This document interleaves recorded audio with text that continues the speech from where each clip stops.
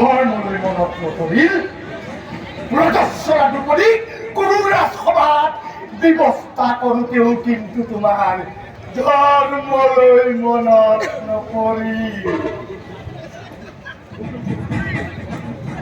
মোৰ বৃদ্ধ পিতা আৰু ৯৯টা ভাতৃক অন্ধকাৰ কাৰাগাৰত অনাহাৰে এমুঠি অন্নৰ কাৰণে হাহাকাৰ কৰি কৰি মৰিবৰ সময়তো তোমাৰ ধৰ্মলৈ মনত নপৰিল। আজি তোমাক ধৰ্ম লাগে, পুণ্য লাগে, সকলো লাগে।